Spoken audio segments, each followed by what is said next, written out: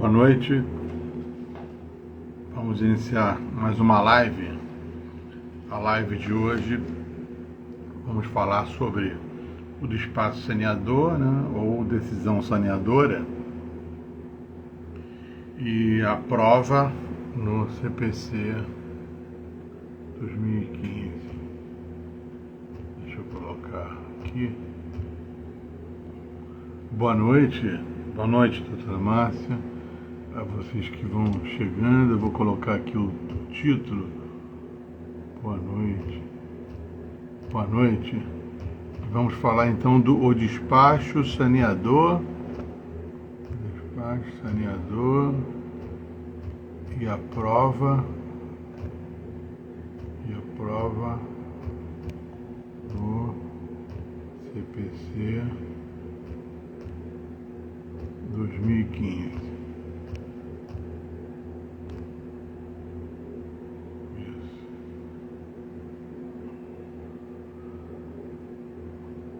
Bom, vou deixar lá fixado no comentário o tema da live. Bom, vamos lá. Então, vamos apresentar aqui o tema, falar sobre prova, né, despacho saneador. E eu disse durante a semana que falaria um pouco, né? Vou falar um pouco sobre até chegar a essa decisão de saneamento e de organização do processo, como era lá, né, anos atrás, né, no Código de 1939, é que os estudiosos, né, do processo resolveram colocar o despacho saneador como o nome despacho saneador, para sanear realmente retirar qualquer coisa, qualquer situação que ensejaria uma nulidade e organizar realmente o processo. Só que o nome não era uma decisão, era um despacho, chamado despacho saneador. Esse código de 1939, né,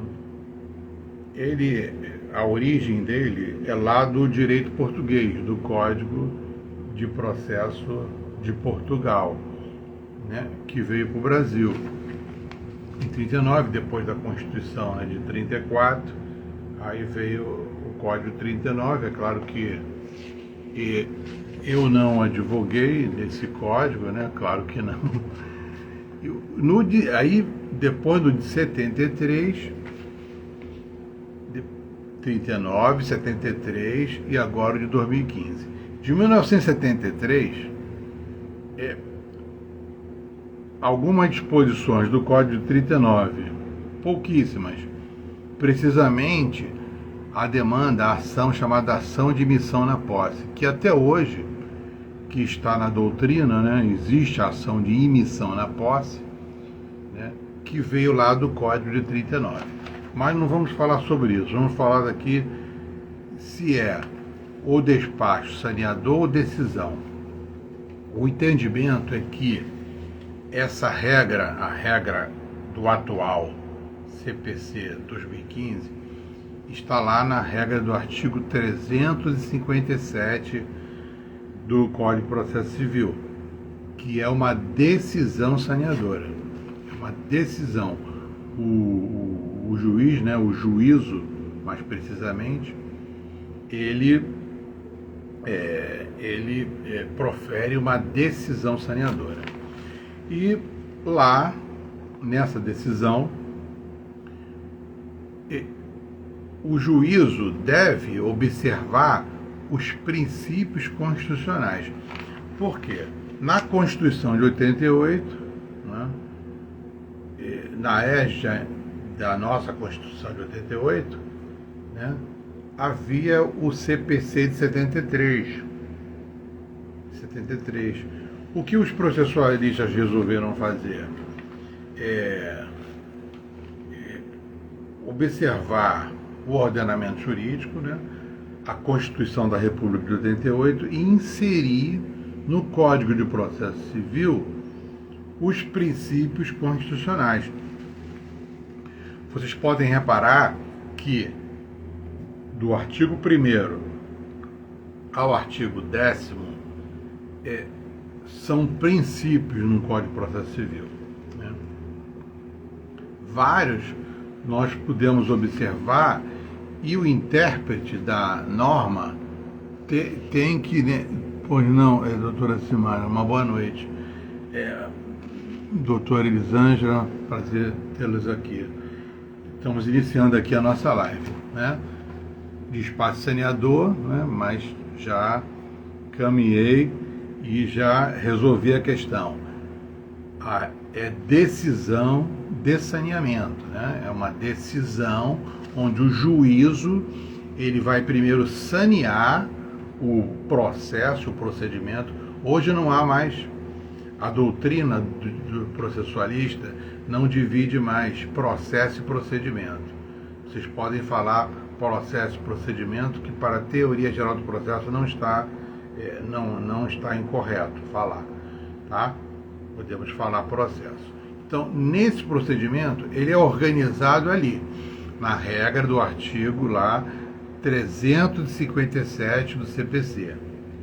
Até aqui, eu acredito que está tudo bem, porque qualquer manual de processo, não é? Artigos que vocês podem obter na própria internet, no próprio Google, não é? Vai remeter para artigos científicos memoráveis sobre a questão do espaço saneador. Não preciso aqui me alongar em relação para falar em Nascimento, uma boa noite. Boa noite às pessoas que vão entrando na live aos poucos, né?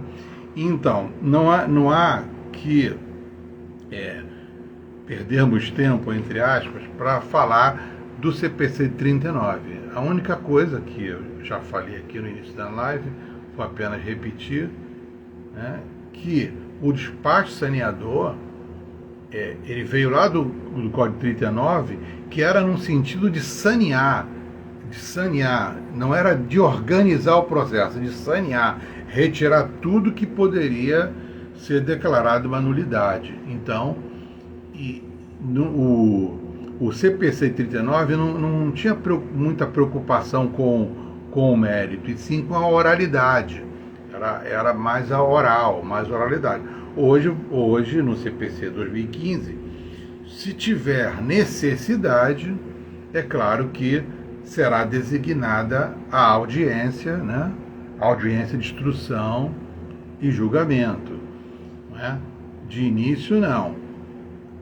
Só se na petição inicial o demandante declara que pretende que seja realizada a audiência de conciliação.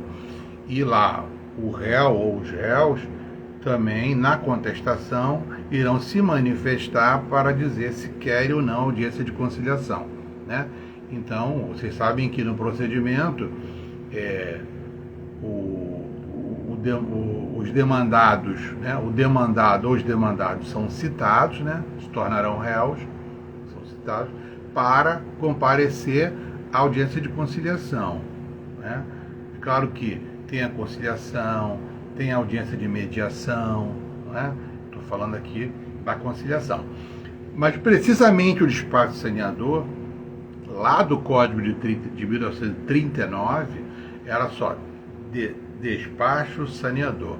No CPC de 1973, é claro que eu advoguei no CPC de 73.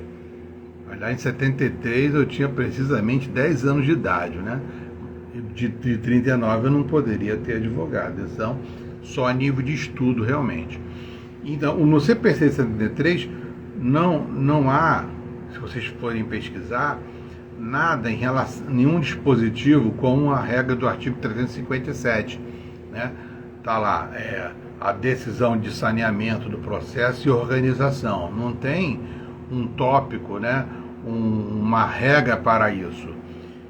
Só que os intérpretes da norma, da norma processual, eles lá colocavam no processo, eu acredito que tenha pessoas aqui que já advogavam no Código 73, é claro, que o juízo, né, o juiz ou a juíza colocava lá, do despacho saneador, colocava uma decisão, né, e colocava lá um tópico, todo despacho saneador, para que os atores, as partes, né, os interessados no processo, no caso do procedimento, ali tinha uma segurança jurídica de que a prova, né, o fato controvertido, o ônus da prova, o que teria que ser provado, era uma determinada prova, uma prova pericial contábil, uma prova pericial de engenharia, correto? Era daquele jeito lá no Código 73. Com a Constituição da República de 88, os princípios constitucionais, é claro, pois não, doutores, que vão entrando aqui na live aos poucos. Então, prosseguindo, em 2015, né, claro que com toda a interpretação dos tribunais superiores, a doutrina, né, a jurisprudência, e chegamos ao CPC de 2015, né, vigente a partir de 2016. Nessa regra do artigo 357, tudo que eu falei até aqui, vocês sabem, já sabem, e vocês podem procurar em qualquer manual de processo civil, né? E também artigos que vocês conseguem obterão certamente aqui no Google, pela internet.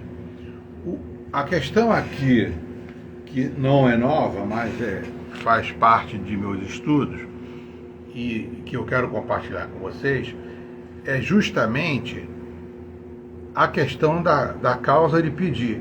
Porque o cerne de tudo é a causa de pedir. Por isso que eu insisto em relação à causa de pedir. Se vocês souberem o que é a causa de pedir, a interpretação de tudo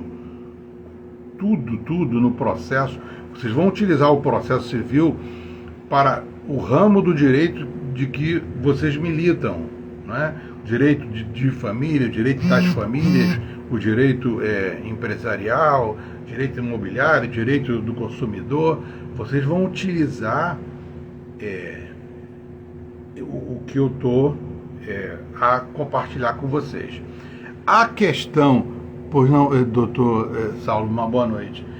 A questão aqui, o cerne da questão é a questão da causa de pedir. Por quê?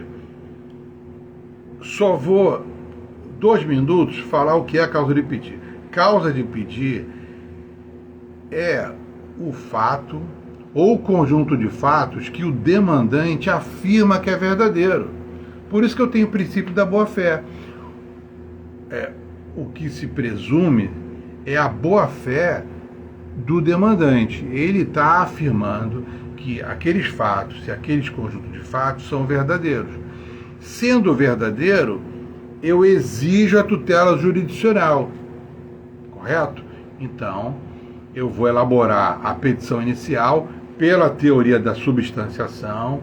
Eu preciso explicar ao juízo pormenores, tudo o que aconteceu, só que até ali o juiz recebe aquela petição inicial e ele pode, se ele não mandar determinar a emenda ou a alteração da petição inicial, ele vai proferir o chamado despacho liminar positivo, que é o CITSE, né?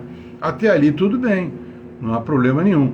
É claro que o demandante ou os demandantes vão informar quais são as provas que pretende produzir na petição inicial, não é isso?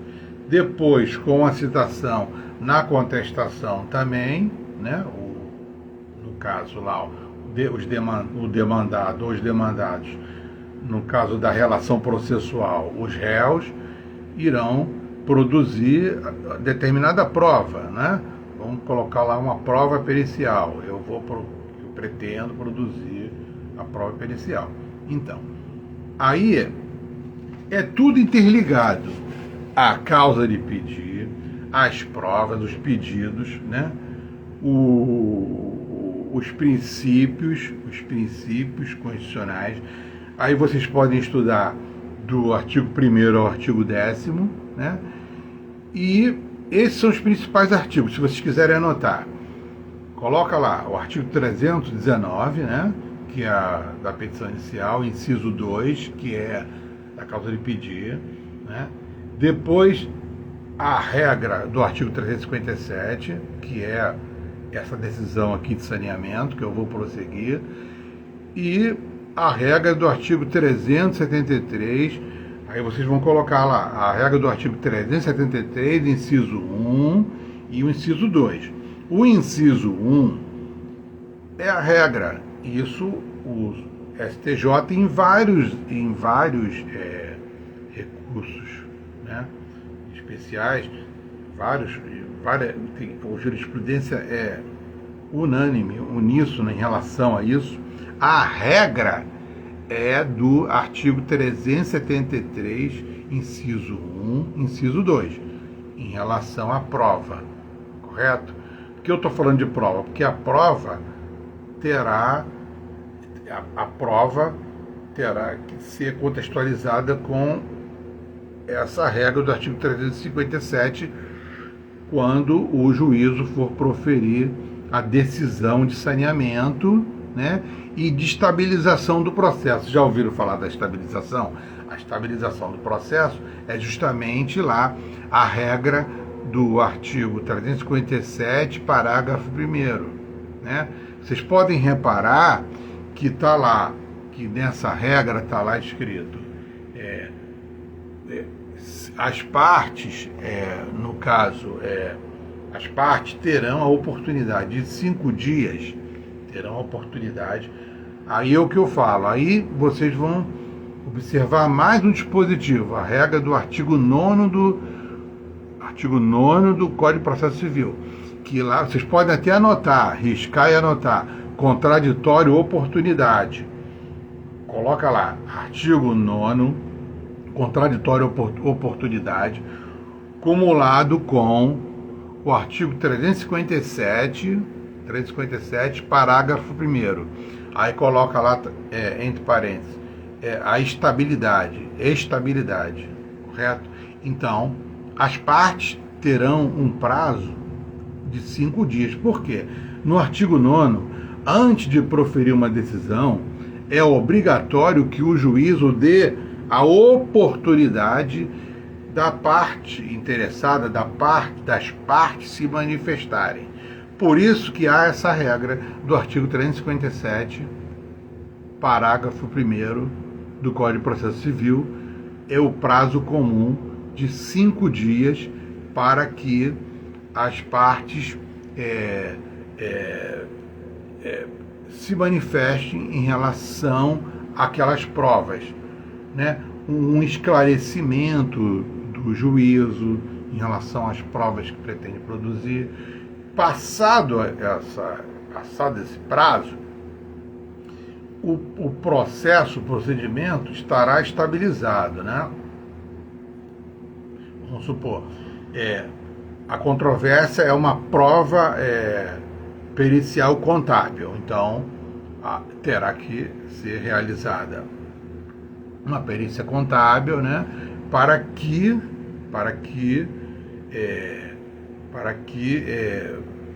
essa prova, que a prova, vocês sabem, qualquer prova, ela não pertence à parte.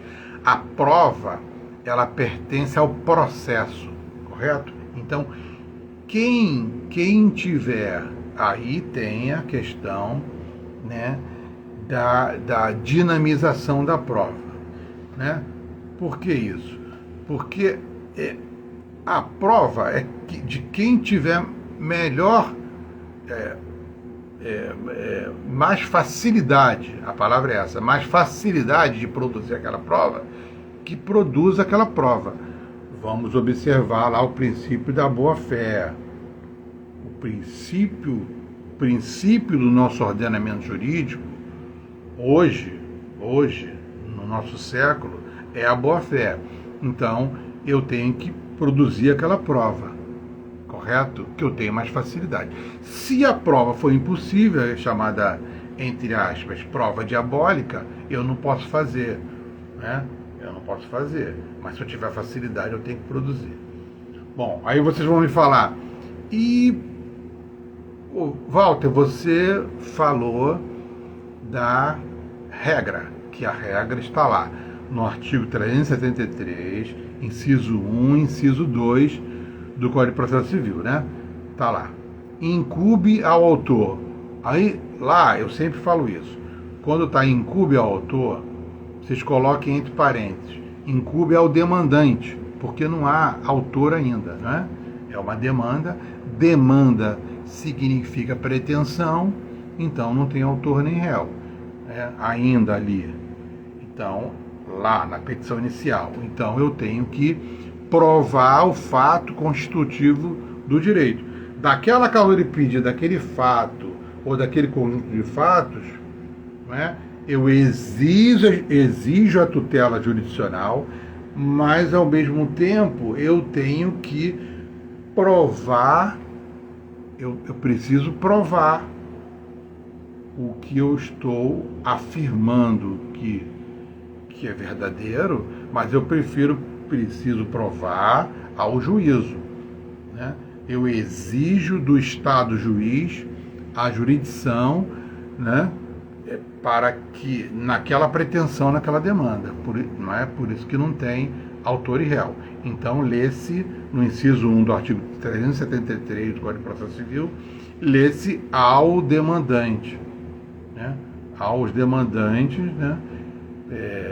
Incube provar o fato constitutivo do direito, né?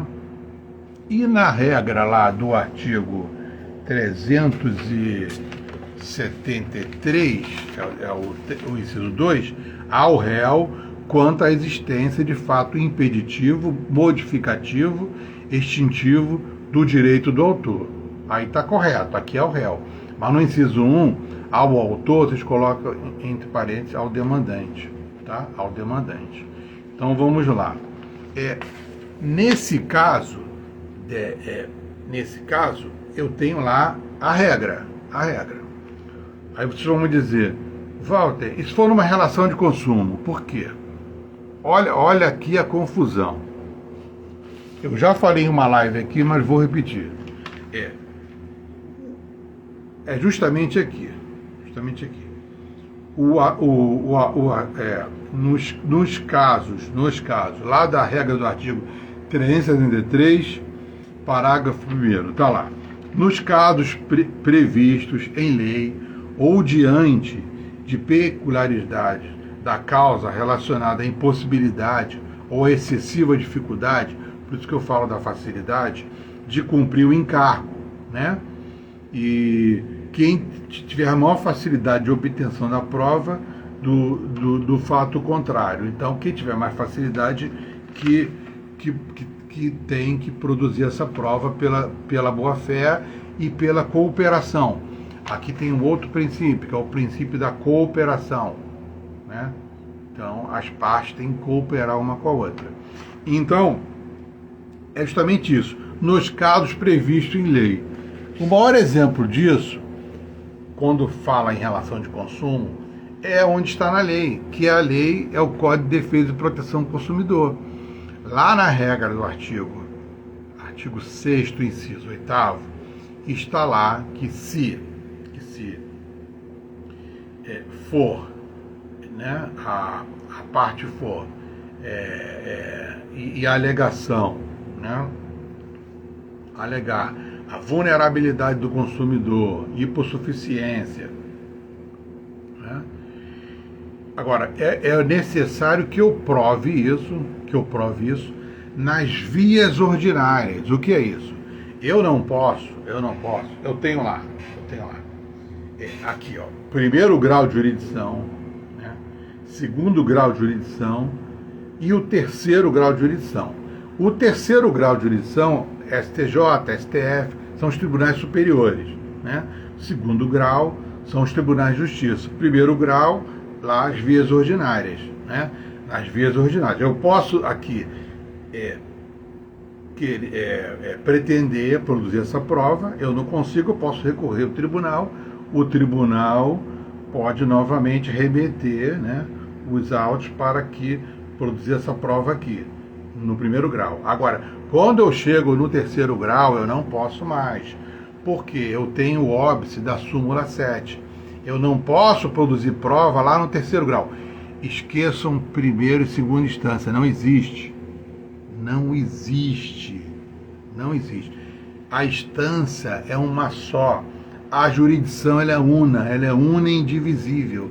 Eu tenho graus de jurisdição. Primeiro grau.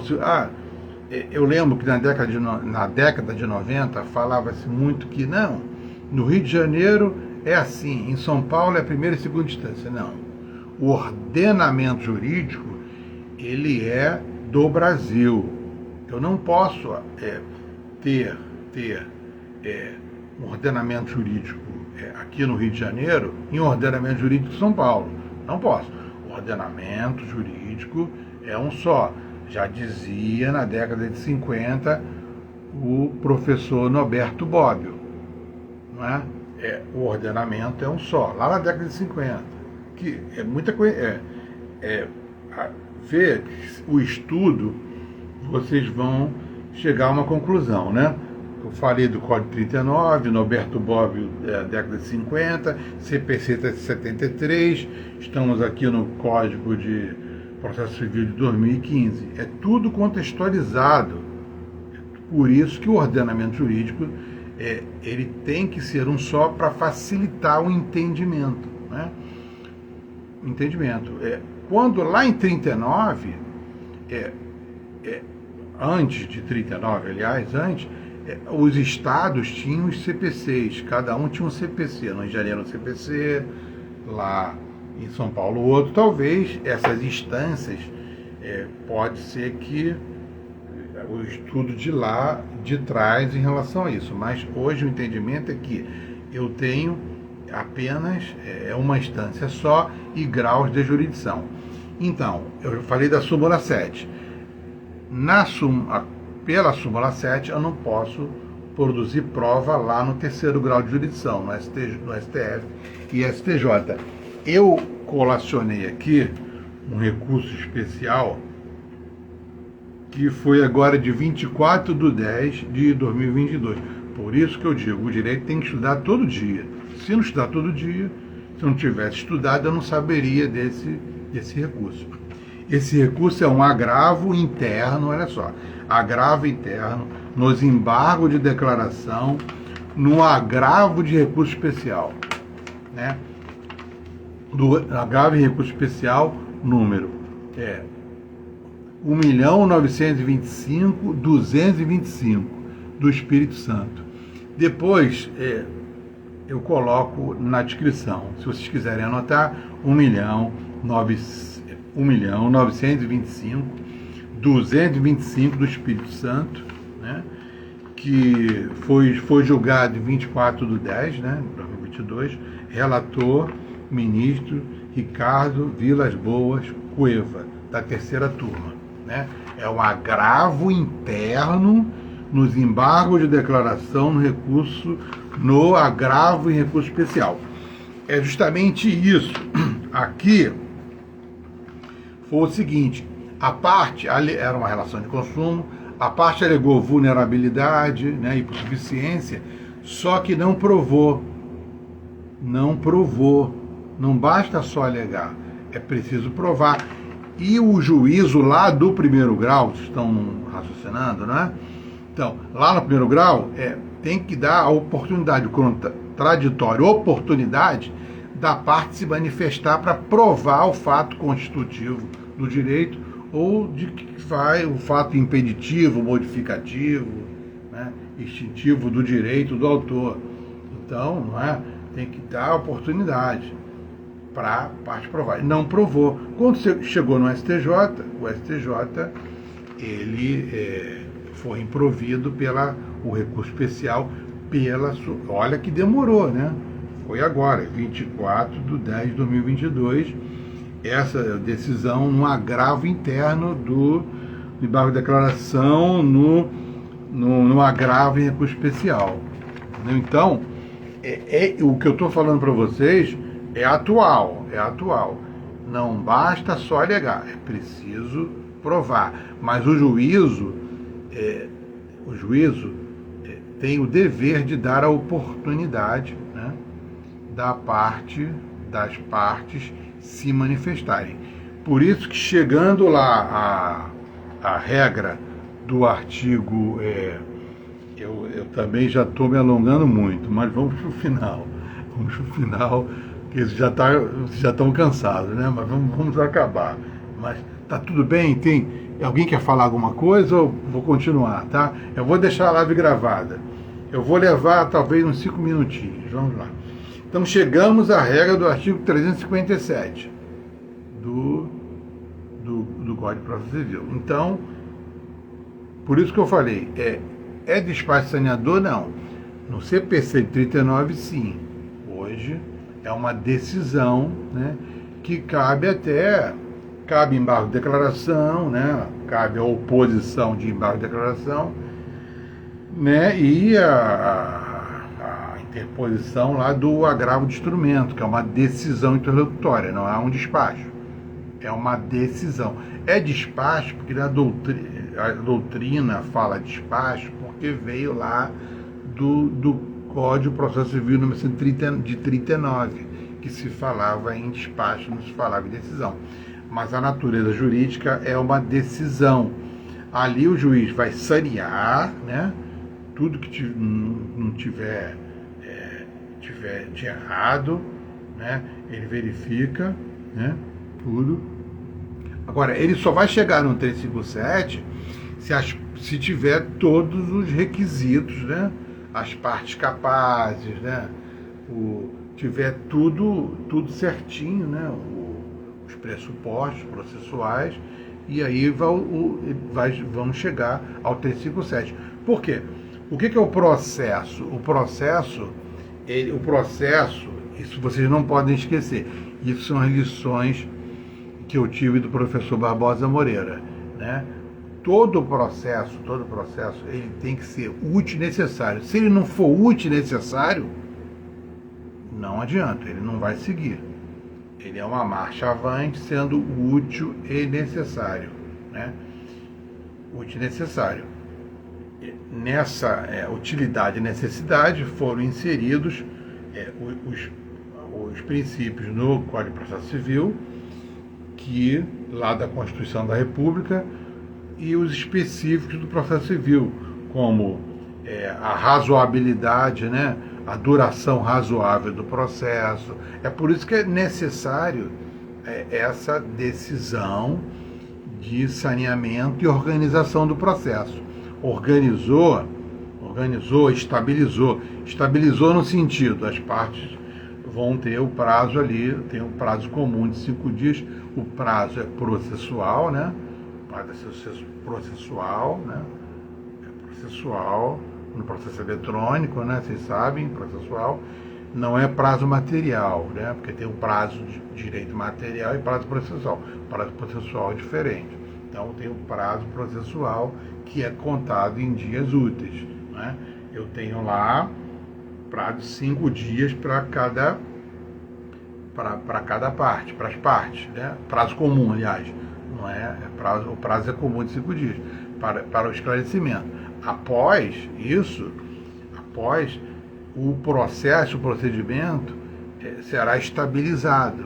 Ele é estabilizado pelo princípio da segurança jurídica, observou tudo, contraditório, né? Para defesa, contraditório, oportunidade, né? O princípio da cooperação, o princípio da razoabilidade, duração razoável do processo, da efetividade, tudo isso. Por isso que temos essa decisão de saneamento. É como se tivéssemos aquela a fase postulatória, né? a fase probatória, né? A fase de postular, eu pretendo produzir a determinada prova, eu vou colocar em regra na petição inicial, em regra na contestação.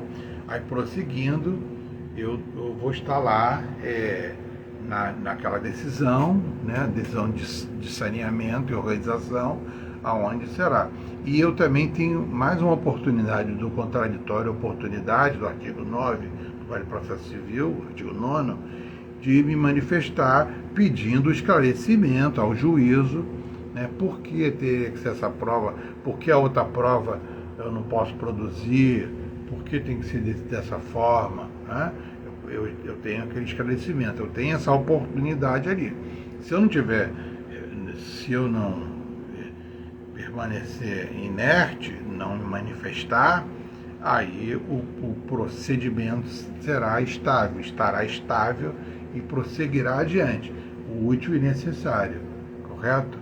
Aí vamos prosseguir para uma outra etapa aqui e será objeto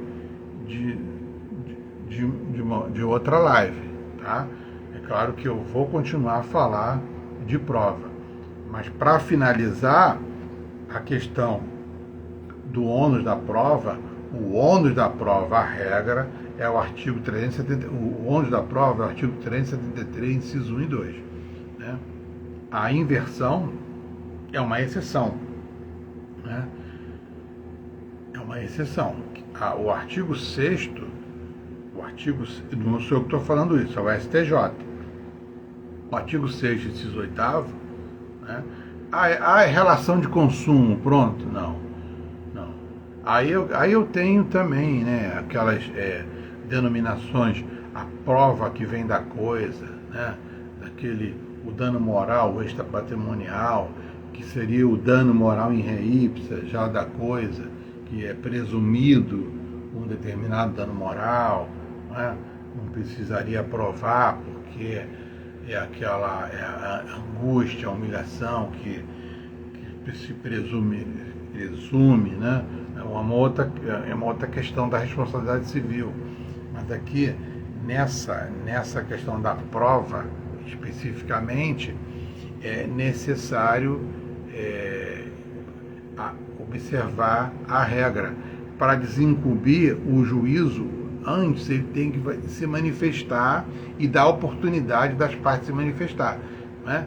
Não é livre convencimento, né? O livre convencimento motivado, é claro, tem que ser. Não é livre convencimento, como eu já falei, numa democracia não pode ter livre convencimento. É preciso ter a norma jurídica, né? É preciso que o intérprete da norma. A norma não é valor. Norma não é valor. A norma é princípio. O princípio é norma, a regra é uma norma. Não é isso? Não é valor axiológico. O valor axiológico é que se utilizou para chegar na norma jurídica, né? Eu não posso fazer juízo de valor no livre convencimento motivado. Então eu juízo, eu Estado juiz, eu tenho o meu livre convencimento motivado, pronto. Não, é necessário observar a norma jurídica, porque o princípio não é valor. Por isso que é necessário dar oportunidade para que de manifestação e observar os princípios que são normas, que é o princípio, nesse caso específico, o princípio do contraditório oportunidade, né? Espero que, mais ou menos, uma luz para você que assistiu até aqui. E assim, a questão da causa de pedir é que é objeto do meu estudo, dos meus estudos, porque as pessoas falam muito na causa de pedir, mas na hora de contextualizar com os outros institutos, a dificuldade é tamanha, né? E é necessário que todos os atores do processo, né? O advogado, o juiz, o defensor, o Ministério Público, o procurador, cooperem em relação à causa de pedir, né? O advogado cooperar com o juízo, informar qual é a causa de pedir, coloca lá, dá a causa de pedir, especifica com a causa de pedir. Eu tenho várias causas de pedir, ou seja, eu tenho várias pretensões, mas não é necessário eu utilizar tudo naquela demanda, eu como causídico ou causídica. Eu posso desmembrar, utilizar numa outra demanda, né? As pessoas colocam, ação tal, acumulada tal. Isso não quer dizer nada, esse ação acumulada tal. Tem a ver mais para o recolhimento das custas processuais, a taxa judiciária, né? Mas, na verdade, a causa de pedir não está ali. A causa de pedir está justamente na demanda, na pretensão. O que o demandante afirma e que ele pretende com a prestação jurisdicional. É necessário informar isso ao juízo para que o juízo estabeleça ali, na decisão de saneamento e organização, o advogado ajude ao juiz em relação ao juízo, né, para proferir aquela decisão que é importantíssima para todos. O processo ele tem que estar sempre estável, eu tenho que ter uma organização no processo. Eu tenho que saber o que eu estou fazendo ali naquele processo.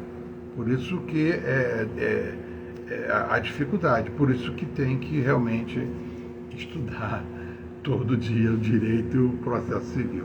Bom, então quem quiser falar alguma coisa aqui ou uma outra oportunidade, eu acredito que está bom, que acho que está todo mundo cansado, né? Amanhã tem o nosso futebol, né, que é um patrimônio cultural, né, que está lá no artigo 226, 227 da Constituição da República. O futebol é um patrimônio cultural, está lá na Constituição da República de 1988.